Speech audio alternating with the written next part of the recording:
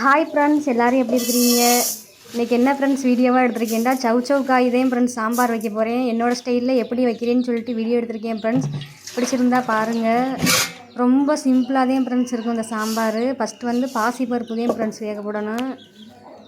பச்சை பருப்பு உடச்சி வச்சுருப்பாங்கள்ல, சிறு பருப்புன்னு சொல்லிட்டு அதுதான் ஃப்ரெண்ட்ஸ். அதே இப்போ வேக போடுறேன்.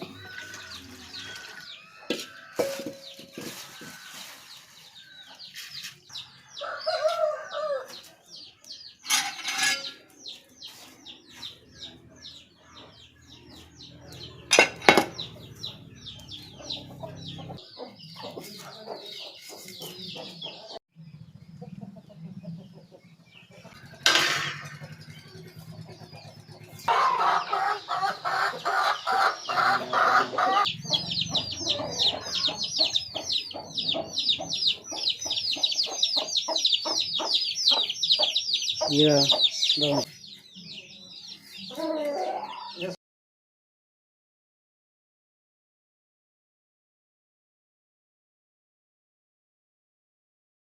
ஃப்ரெண்ட்ஸ், இப்போ வெங்காயம் தக்காளி எல்லாமே கட் பண்ணி வச்சுட்டு இப்போ சவு காய் வந்து கட் பண்ணிக்கிட்டு இருக்கேன்.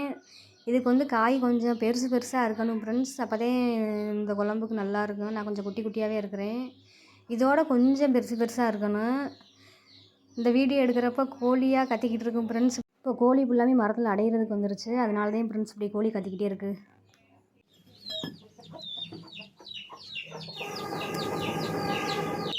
பாசிப்பருப்பு நல்லா வெந்துருச்சு. அதனால் இப்போ காயல்லி போடுறேன் ஃப்ரெண்ட்ஸ்.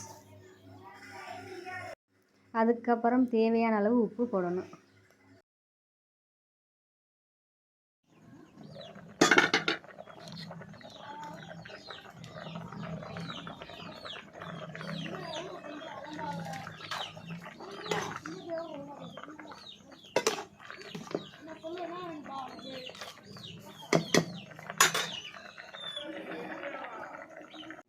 காய் நல்லா வெந்துருச்சு. அதை இடுக்கியில் பிடிச்சி சட்டிக்கில் ஊற்றுனேன்னா அதுக்கப்புறம் காய் ஃபுல்லாக கீழே கொட்டுற மாதிரி இருக்கவும் அதுக்கப்புறம் மேலே வச்சுட்டு கரண்டியில் அள்ளி போட்டேன் ஃப்ரெண்ட்ஸ். பின்னாடி பேக்ரவுண்டில் வந்து எங்கள் அம்மாச்சி வந்து பாப்பாவுக்கு தாலாட்டு பாட்டு பாடிக்கிட்டு இருப்பாங்க. அதுவும் லைட்டாக கேட்கும்.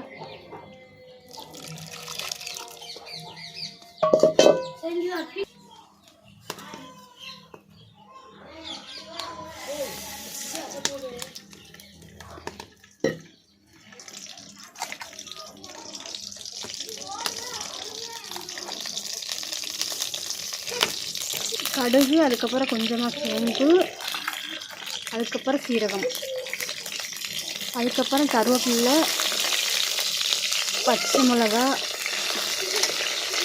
வெங்காயம்,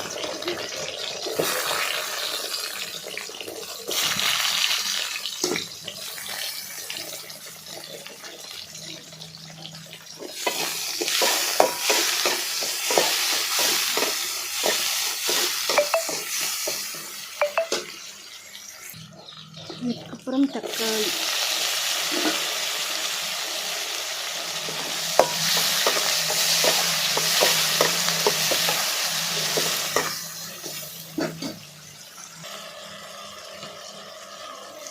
அதுக்கப்புறம் கொஞ்சமாக மிளகாத்தூள்.